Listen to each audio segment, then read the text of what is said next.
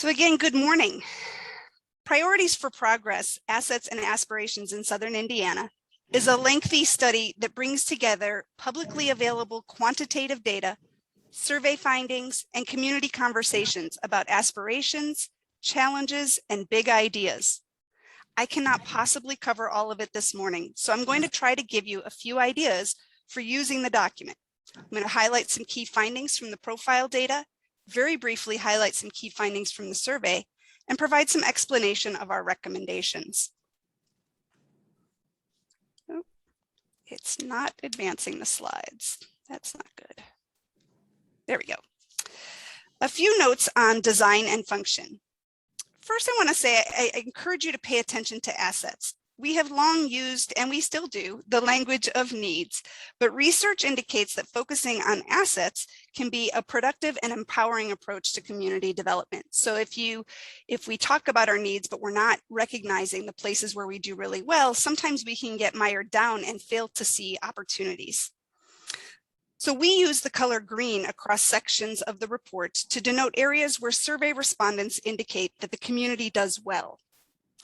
You'll notice in the full report document that Appendix B provides the asset maps generated through individual responses to a community asset mapping tool at each community forum. We did community forums in 8 different locations across the 2-county region. Assets tell you about the resources on which the community can build to address our challenges. Appendix C provides a listing of ideas generated when we asked people to imagine a world where money and politics were not obstacles. Take a look at what they told us they would like to see in their communities. From indoor and outdoor gathering spaces in Greenville to small business development spurred by a Rails to Trails project in Borden, our residents imagine a vibrant economy marked by community and civic engagement. We have provided charts that show differences in responses based on income levels. As community leaders, you are part of conversations about where to direct resources. Some investments are about increasing quality of life and place for everyone, but sometimes we want to specifically target the needs of those in our community who may be struggling. And many of you work with those families. It's important to notice when their priorities and their sense of how well the community is doing is different from the perceptions of those most often making decisions about where to direct resources. Finally, recognize the importance of mismatches between perceptions and objective data. I will direct your attention to some of these today, but you may notice that you have your own. Things you thought were one way, but when you look at the data are actually another. Those are important places to really spend a little time thinking about what's going on in our community. Overall, items identified as priorities by the largest share of respondents focus on education, health and wellness, housing, infrastructure, and living wages. That's because these are the foundations for everything else. These are key parts of our system that work together and affect one another. Each exists in its own reinforcing feedback loop. Lower educational attainment tends to produce lower educational attainment in the next generation. But they also feed each other. Higher levels of education improve health behaviors and improve earnings, and higher earnings make it easier to access health care, healthy food, and physical recreation. Stable housing supports stable employment, which can lead to higher earnings, which then impact health and makes it easier for children to focus at school, which will produce stronger educational outcomes that then generate higher incomes later in life. I could go on with all of the gears in this system. When we shift any of these in a positive direction, it can and does cause positive shifts in at least some of the others. When any of them are going the wrong direction, it can and does cause problems in the others. When low-income workers, for example, do not have access to quality, affordable childcare, they may not be able to maintain stable employment, which reduces earnings and negatively impacts health. Reliable transportation is an equally important leverage point that shapes access to education, healthcare, and stable employment. Health. Access to physical and mental health care, as well as substance abuse treatment, were common themes in community sessions and came out as top priorities on the surveys. Consistent with our 2015 findings, health behaviors remain a barrier to healthful living in Clark and Floyd counties. Obesity rates are higher than the state rate and much higher than the healthy and wealthy Hamilton County. This issue is partly driven by high rates of physical inactivity. And while smoking rates have declined some, they remain high at 22%. These patterns lead to lower life expectancy than the state, 2 times as many years lost to premature death as in the state's healthiest county, more poor physical health days, and more poor mental health days, which lower economic productivity, lower educational performance, and decreases quality of life. Substance abuse occupies 2 of the top 5 social issues of greatest concern in the survey findings. For Floyd County, a high percentage of driving deaths involve alcohol, and the overdose death rate is significantly higher than Clark County and nearly twice the state rate. I've said elsewhere that Clark County seems to have a greater willingness to talk openly about their substance use issues than does Floyd County, and it's killing us. I live in Floyd County, so I'm part of that us. Access to health care. A top priority and area of concern was access to physical and mental health care. Some community members note that these figures understate the provider shortage because so many of our surrounding rural counties are also counting on providers located in Clark and Floyd counties. One might counter that our own access to Louisville may offset that. But anecdotally, we heard story after story of residents struggling to access care, sitting on waiting lists for months, or simply not finding the care they or their children need in an accessible location. Local providers indicate that in addition to supply challenges, just having enough providers, recent reductions in an already insufficient transportation system have reduced consistent engagement with mental health services and substance abuse treatment. Education. Here I want to pay attention to what the objective data suggests in an area of opportunity. We combined Clark and Floyd counties for this chart to make it easier to read. Clark and Floyd counties are behind state and national figures for graduate and professional degrees and for bachelor's degrees. A larger share of our population has associate's degrees or some college with no degree. The latter group is the group that the Education Matters Southern Indiana effort intended to address. These 2 categories are likely where we find our people with trade certificates, many of which are earned through programs at Ivy Tech and Purdue Polytechnic. We have a smaller percentage with high school as their highest level of attainment, and that's good considering we are close to national and state rates for dropouts.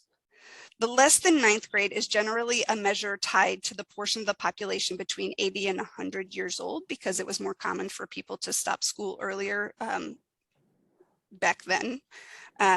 So our lower life expectancy actually explains our lower rate in that category.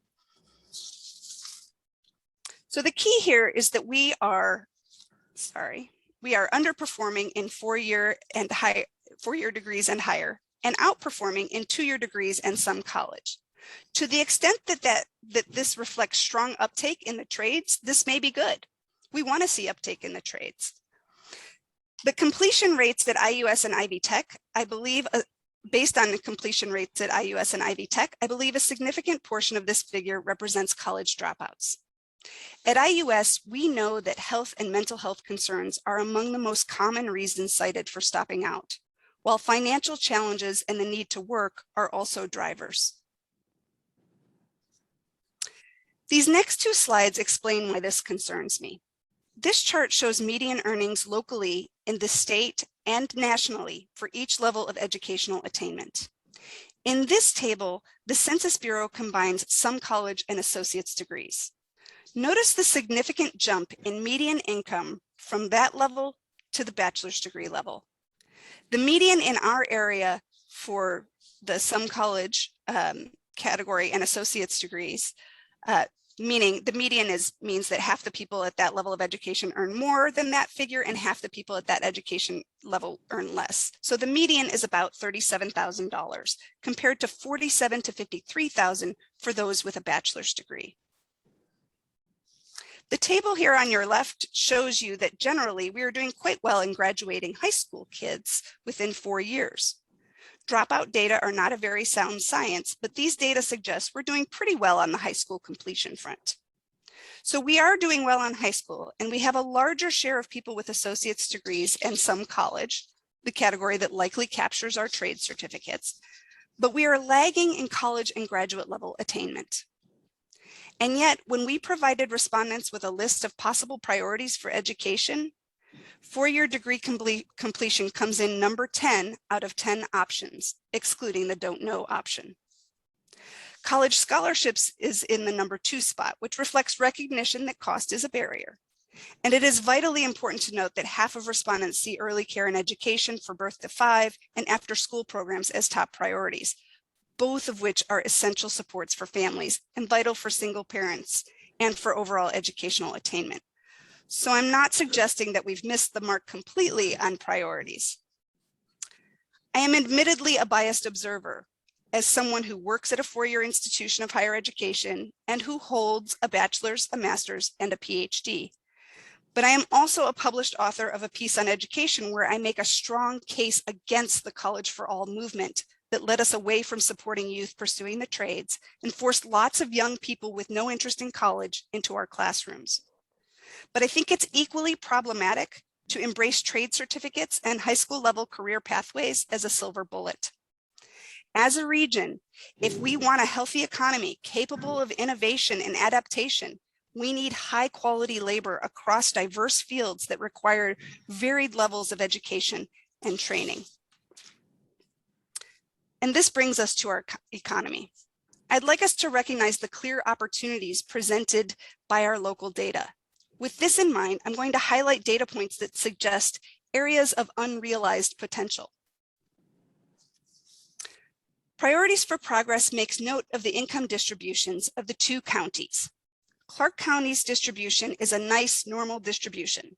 Floyd County, however, has a somewhat larger share of its population at the ends than Clark.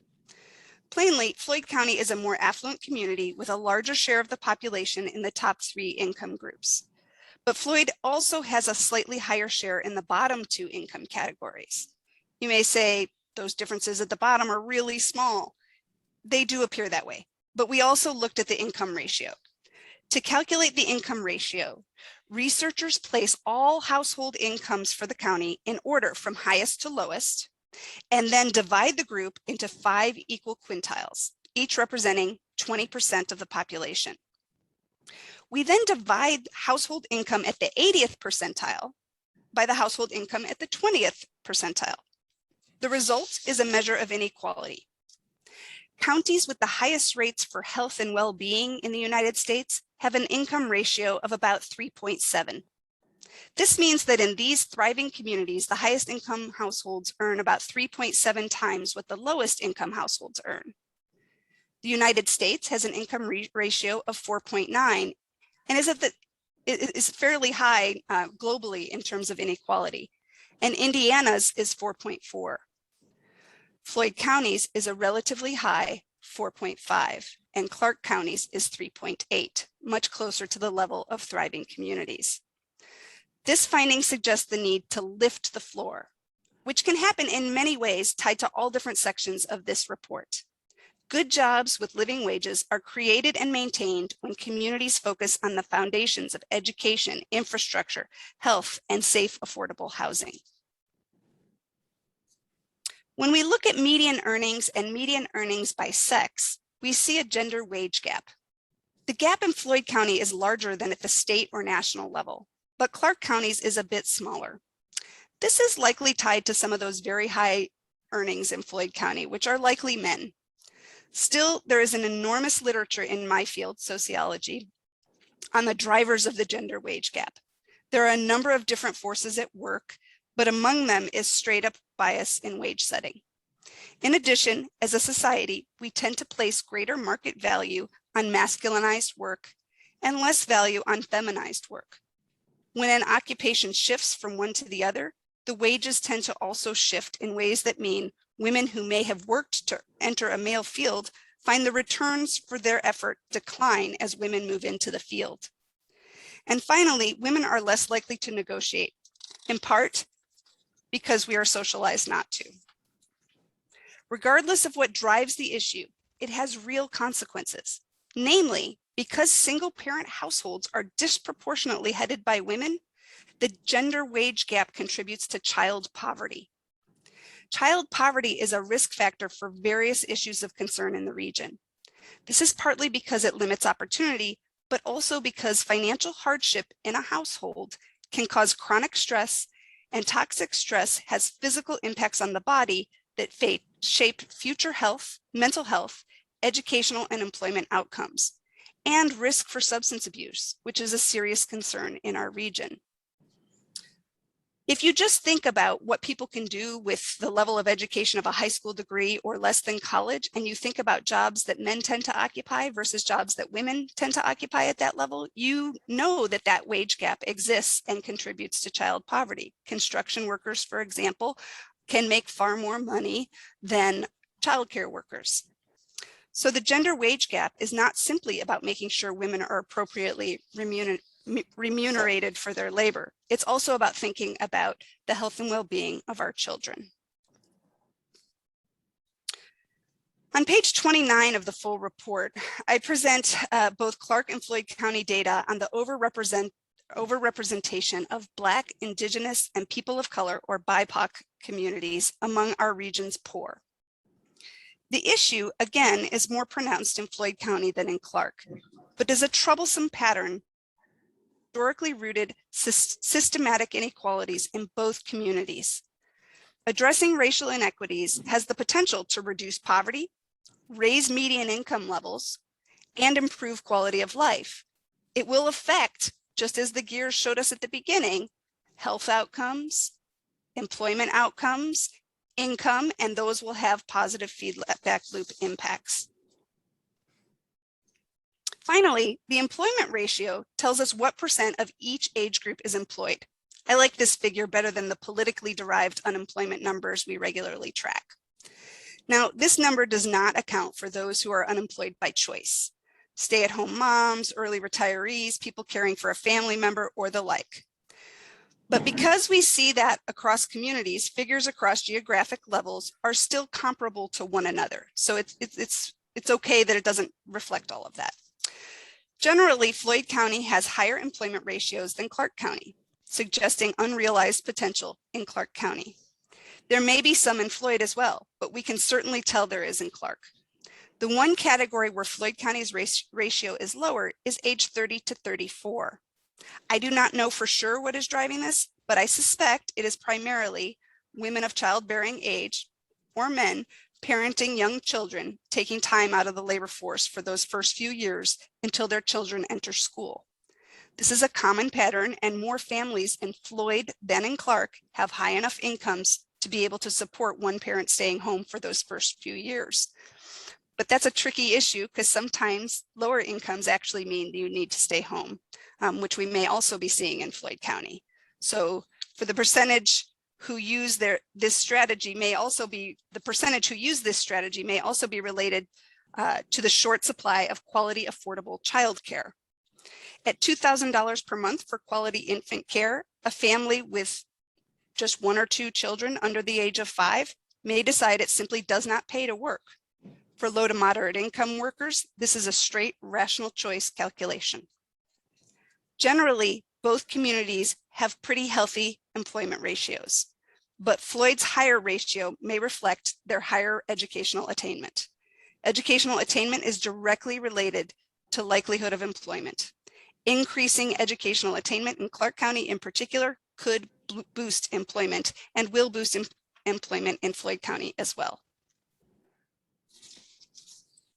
Now for a brief look at some key findings from the survey. People like living here, and they generally feel good about the schools and about local amenities. People are excited about the thriving downtowns, and they believe this is a beautiful place to live. Most say they want more connection, more engagement, more community. Our greatest opportunities to realize our potential as a region appear to be in educating and training a high-quality labor force. This will help us build and attract living wage jobs that can make a difference in our efforts to increase access to affordable, high quality early care and education, mental health services, affordable housing, and art and cultural experiences. Improvements to infrastructure, including transportation, can provide additional leverage in increasing access to education, stable employment, services, and quality of place amenities. People in this region have lots of big ideas and aspirations for building vibrant small towns and local communities and a thriving region.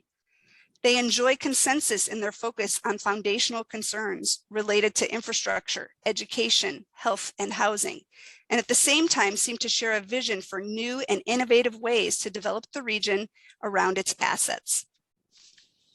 These are just a few of the big ideas that came out of our visioning processes in our local community listening sessions that you'll find in the appendix.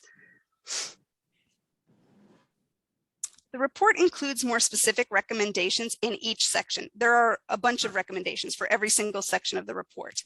But because I can't cover all of them today, I'm choosing not to suggest that I think some are far more important than others. The recommendations indicate that addressing our community's challenges and realizing our aspirations will require engagement from local, state, and federal government, for-profit businesses, philanthropy, and the nonprofit sector. They all have contributions to make to support progress in the region. I encourage the community to go where the energy is. Existing good and effective programs or innovative new ones, and people ready to do the work. That's where we will be successful. For example, our two-county region engages collective impact and coalition efforts in substance abuse prevention and treatment. The school family community system that delivers mental health care and supports to school-age children and their families. Workforce development and kindergarten readiness. We also have an active coalition around housing. In these areas, efforts to align resources, reduce duplication, and improve outcomes are underway. Our task is to engage more actors in supporting their success, filling in gaps, and driving change, and to identify the activities they're doing that have the greatest leverage. Our best leverage will come in supporting efforts that move multiple gears at once or have the capacity to shift us from vicious feedback loops that generate poor outcomes to virtuous feedback loops that generate positive outcomes. For example, removing barriers to youth engagement in extracurricular activities is a high leverage point investment. We know that ties to organizations, caring adults, and other kids engaged in positive activity produces resilience, develops protective factors that youth need to succeed. If we can remove cost and transportation barriers and engage kids in activities that interest them, we can affect education, mental health, can prevent substance abuse, and likely impact lifelong earning potential. We also need to pay careful attention to strategies for ensuring living wages across sectors. To encourage living wages across sectors and skill levels, and we need to pay attention to issues of equity. Our findings suggest that the community would benefit from improvements in gender and racial equity, from institutionalizing systems and structures to support single parents. I want to note that one of our survey findings was people rated our support for single parents fairly low, and that was true across income categories. And when you support single parents more effectively, you actually support all families more effectively. And from sustainably developing our rural assets to generate more social and economic activity in our small towns. Rural development came out as a strong potential strategy for increasing shared prosperity throughout the region. And that's all I've got for you. Are there any questions or comments? I will stop share.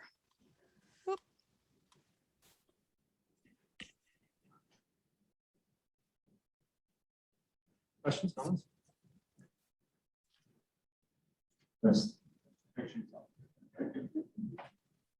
Hi, Melissa, it's Barbara Anderson. Public policy plays a large role in some of this on both the state and local levels. Housing, for instance, is dramatically impacted by public policy. Yes. So did anybody note that, and can that not be a recommendation that we organize around public policy, because the more involvement and engagement from citizens, the more the real needs, I think, will be met. Because Absolutely.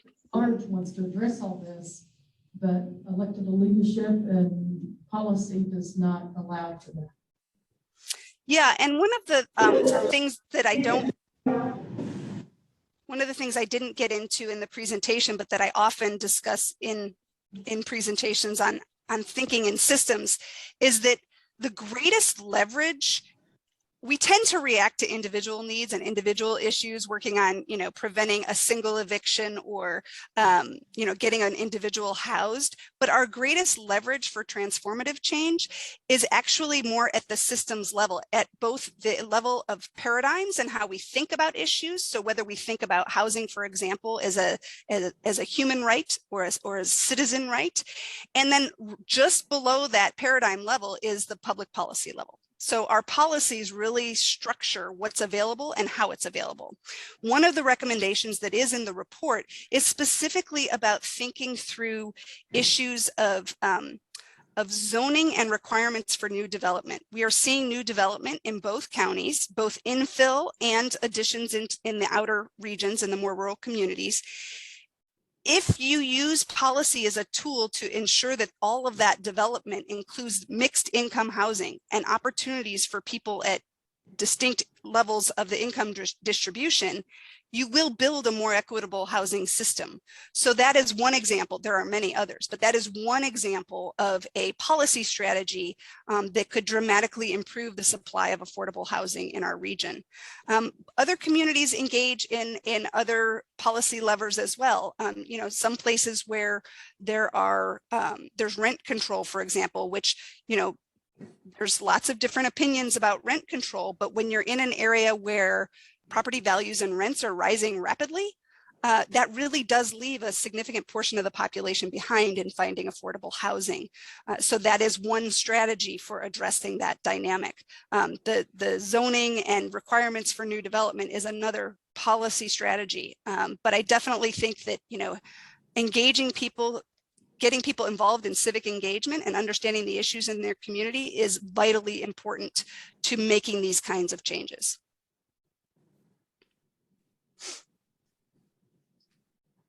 Thanks for the presentation. My name is Chuck Summers. Something that stood out to me, I appreciate your insights. Sorry to speak louder on the microphone. You're fine. You're fine. Your insights is obviously these type of reports and from different communities and state here. A lot of times the focus is on where we need to improve, obviously, and increase, and kind of the, I hate to say use the word, but negative part of it. But I thought it was interesting, the correlation, or for you to share, that in terms of the survey of the quality of life, when you ask them to individually ask, do you like living here? What are the benefits? What are the strengths? It actually came out very positive.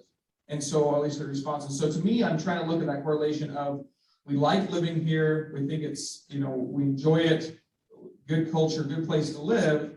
And yet we don't have the housing or the pay or that we want. So I don't know if it's a lack of, it's where they grew up, and so there's an affinity to that, or whether it's a draw, what is enough carrot to pull them away to another community that may have better pay or better housing, but it's not worth that jump. Talk about the correlation, because if we're missing some big pieces and yet people are generally happy, just trying to understand maybe the miss or where that fits.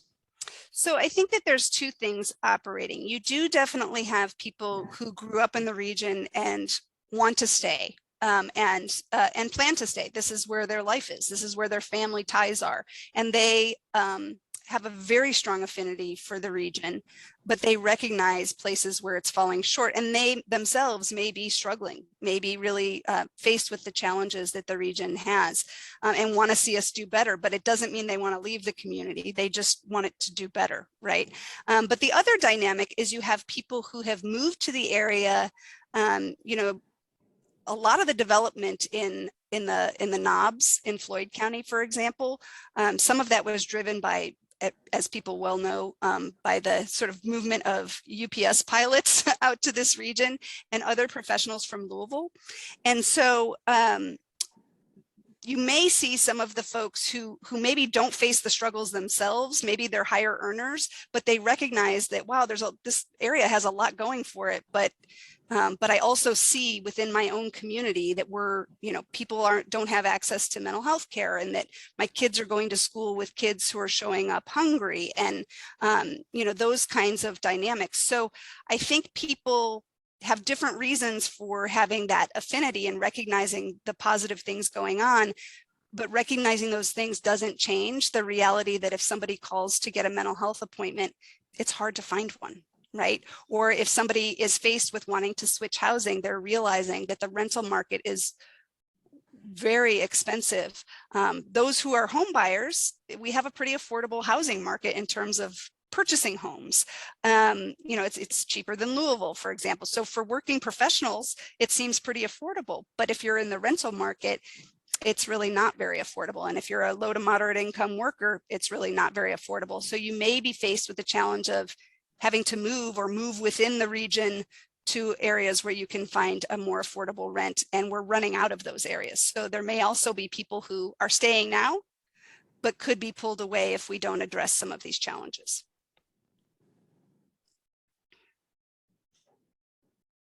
I don't know if that fully addresses the question, but. Hello, Melissa. I'm with the Retired Senior Volunteer Program, so I wanted to ask you to spend a little time on the aging section. Specifically, I'm looking at figure 68, priorities for community building in Clark and Floyd Counties. It's in the section community perceptions on aging. So the number one answer that respondents selected was neighborhood activities, which really surprised me. And number two was mentoring programs for adults to mentor children. Now, both counties have really great mentoring programs, but they need more volunteers to do it. Obviously, we have children who need to be mentored. So my question about this information here is this, does this say to us, we think that the children need mentoring, or does it say to us, we need opportunities to mentor them? So thank you for this question. So there is also a variable in the survey that's about, I have plenty of volunteer opportunities, and we have pretty high rates of agreement that there's plenty of opportunities to volunteer. So I think it's that people value and want to see mentoring for youth. But I think we are living in a time and in a state where, and by state, I just mean a state of being, where we really struggle to engage people in the other side of that, in the being the mentors, right, and volunteering. And part of that has to do with some of these quality of life dynamics. Wages have been stagnant for a long time. So you have a lot of working families that are juggling multiple jobs or are working very long hours and overtime to access the same buying power that far less work would have accessed years ago, right? And so that leaves less time for people to engage in things like volunteering and being an adult mentor. In addition, our sort of frayed, people claim very strong social capital in our region, but when they start talking about what they want to see happen, they want more engagement with their neighbors because they're not getting it. People are not out talking in the neighborhood more and engaging with their neighbors. And that's about much larger macro level shifts in our society that have really driven people somewhat away from civic engagement. So I think if you get people more engaged, they then engage more, they volunteer to become mentors, they're more likely to be part of those activities. But getting that feedback loop started back in the right direction also requires that people have the time and bandwidth to do that. And that time and bandwidth is about quality jobs with decent earnings while working 40 hours a week instead of 60, or one full-time job instead of a full-time plus a part-time. I mean, even our local public school teachers are often working part-time jobs on their weekends. Well, that's time they're not spending engaging with their own children or volunteering to be part of community efforts to engage with others. And so I think those dynamics you see end up playing out in those ways. And among, you may experience this with your group of volunteers, among retired folks, I think there's a real desire to have that community, but there's also other social factors keeping people from engaging. There's fear. I mean, we've lived in this culture of fear now for 20 or 30 years where we've broken a lot of social ties that do effectively mean that either we're less safe physically or we have this sort of polarized dynamic socially that is keeping people from connecting to one another. But I heard over and over again from people across the age distribution and across the income distribution that they want that engagement. They just don't know quite how to make it happen.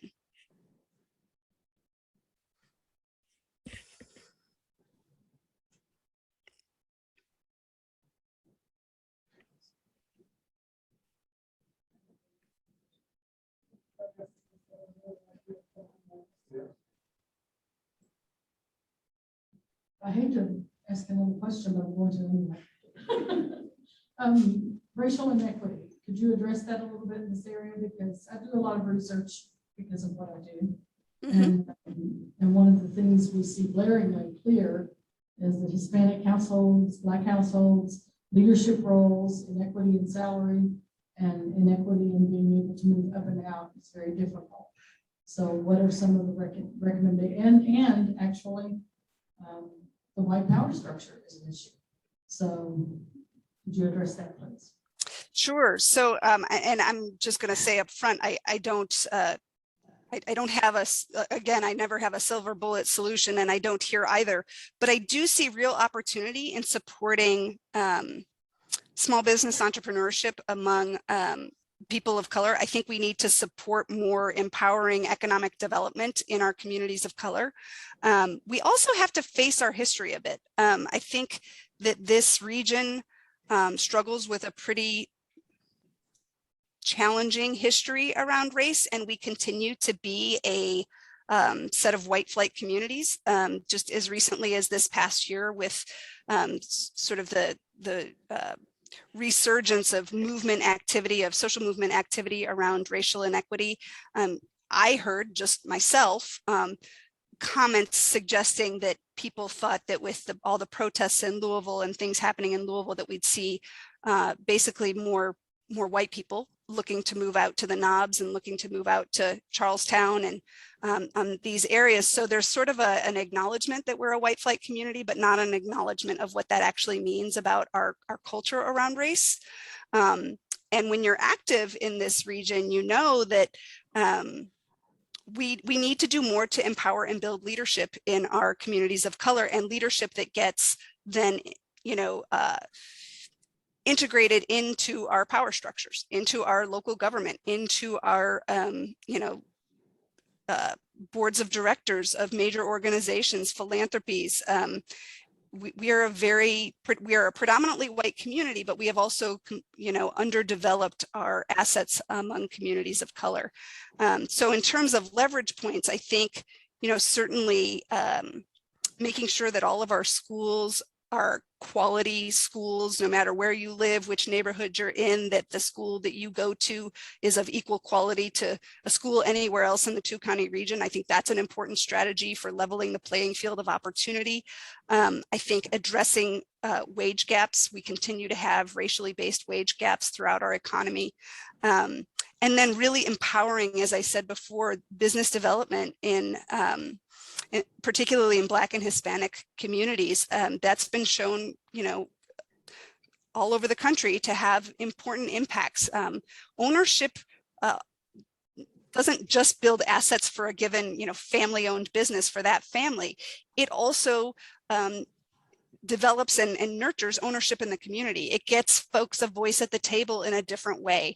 And so I think strategies that really look to develop that entrepreneurial spirit and the skill sets, the skills needed to develop and maintain successful businesses. Those are going to be important kinds of programs that can certainly build wealth in the Black community and in the Hispanic community in Southern Indiana. So I think we have to be deliberate, though. This won't just happen. Clearly it hasn't, so it won't. I think there needs to be very deliberate effort and investment in developing the tools, the human capital and the financial capital to support more empowerment of our communities of color.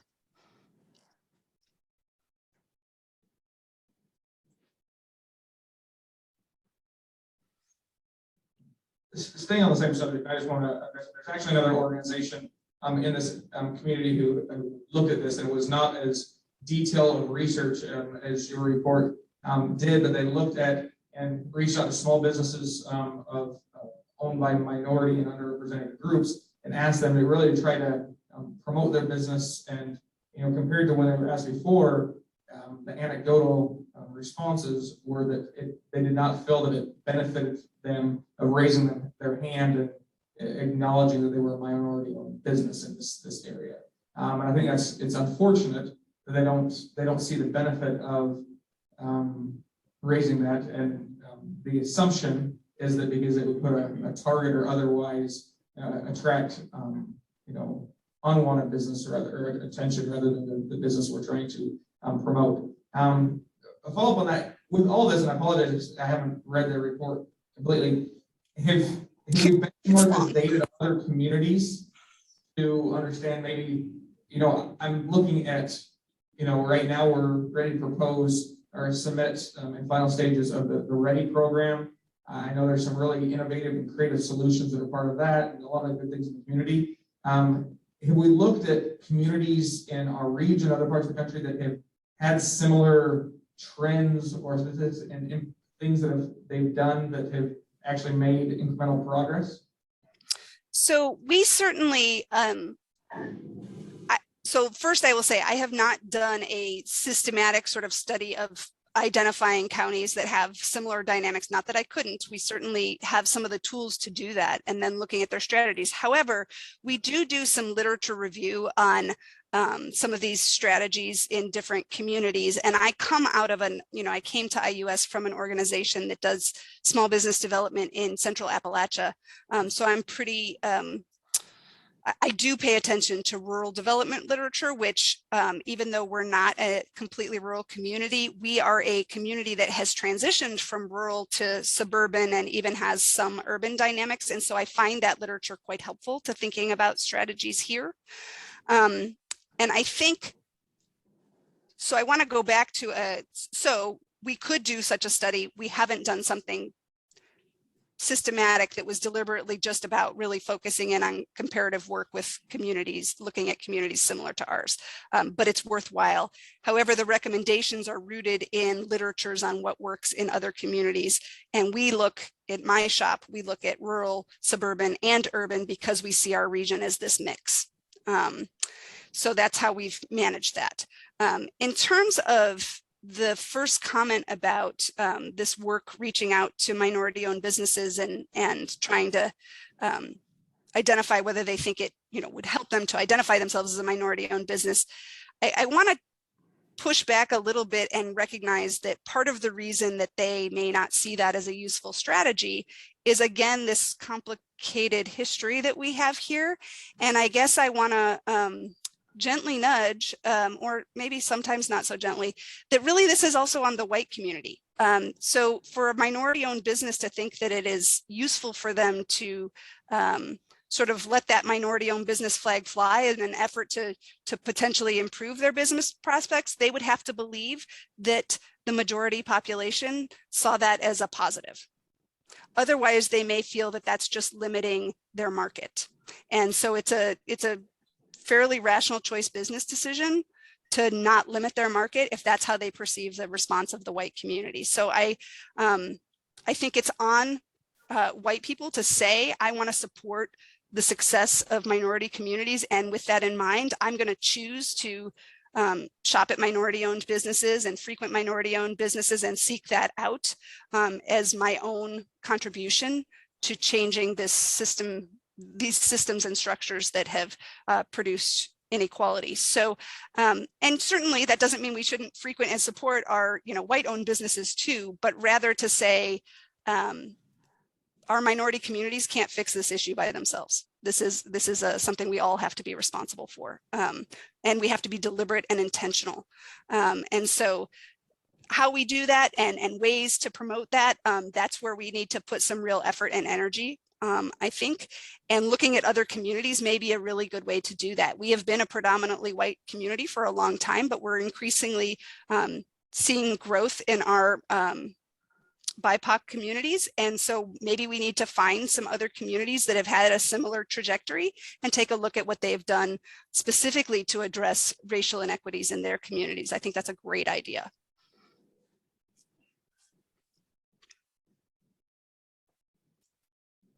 I'm Melissa, it's Denise published from LifeSpring. Could you speak to some of the identified assets and needs in regards to mental health treatment and substance use treatment access, as well as preventative initiatives that are done in our education system? And then also, I got a three-pronged question, I'm sorry. The prevalence of our homeless population with mental health and substance use issues that seem to be plaguing us recently. Sure. So I'm making notes so I can try to make sure I capture or address everything. So in terms of assets, I will say that we have increased our available services for healthcare, mental health services, and substance abuse treatment in Southern Indiana in the time that I've been here and working on these issues.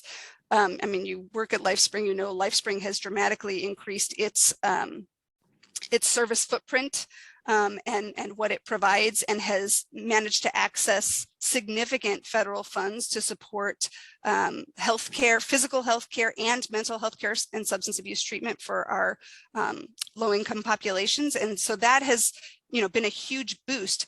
We still don't have enough. And if, you know, whenever I talk with people at LifeSpring, that's clear, like that we could still employ more therapists and, you know, serve more people, right?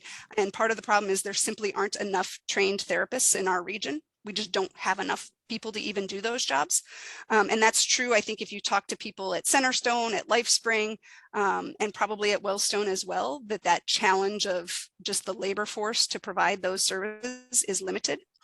I think when you talk to both providers and people in need, the lack of inpatient substance abuse treatment. We do have a nice inpatient facility. LifeSpring operates in Jeffersonville, but it's just too few beds. Like we need more inpatient treatment. Now, low-income people also, you know, indicate that for a lot of folks, they simply couldn't take the kind of time off work to be inpatient. So a wider array of outpatient treatment options is also something that comes up in these conversations. You know, folks for whom 12-step strategies are not appealing, you know, we need diversity of substance abuse treatment and support options. And so I think there's lots of folks who would like to see increases in the diversity of what's available. We have some very important prevention work that goes on in our schools. But over the years, at least in the time I've been here, there's been a lot of inconsistency about when and where that gets offered. So some of our local providers, including our place, Alcohol and Drug Education Services, they you know, attract and are awarded grants to provide school-based services, but you know, getting into all the schools and getting in consistently enough to have that have a long-term impact can be a challenge, although I think we've made some headway there. I know that Align Southern Indiana is working on trying to monitor some of what's going on in prevention in the school-age population and make sure those programs are in all of our schools across the 5-county region. I think that effort is an important one.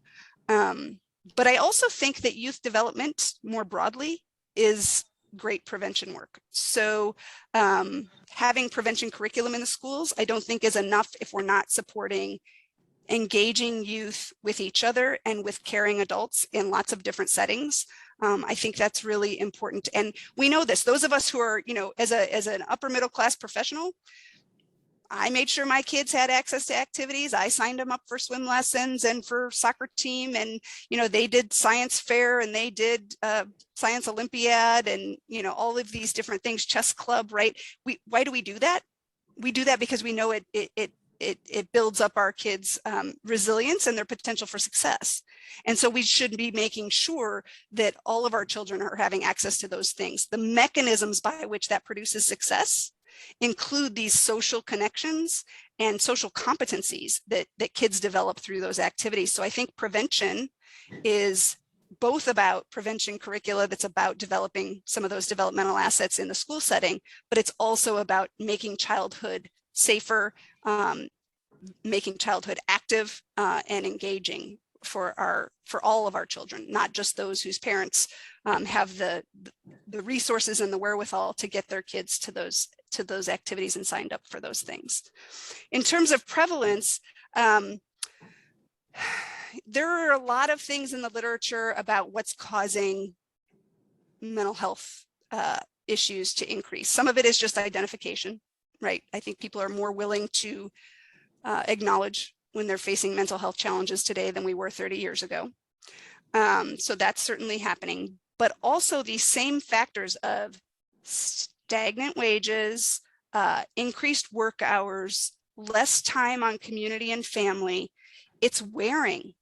It's really wearing. And persistent poverty. I talked a little bit in my presentation about toxic stress. Those of you who work in mental health and in child and youth services and substance abuse are very familiar with trauma-informed approaches and the ACEs literature that suggests that adverse childhood experiences have long-term impacts, rewiring of the brain that makes people more susceptible to substance abuse, for example, or to obesity and heart disease and diabetes. And we live in a community where we clearly have signs that we struggle with those problems. So I think focusing some on healthy, active childhoods can be an important leverage point for reducing prevalence in adults and improving multiple of those gears in the system that I presented earlier.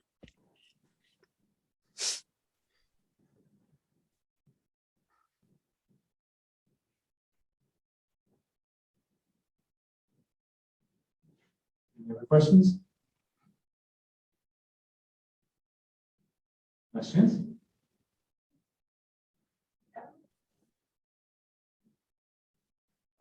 All right, well, if there's no other questions, Melissa, thank you so much for your time and your expertise.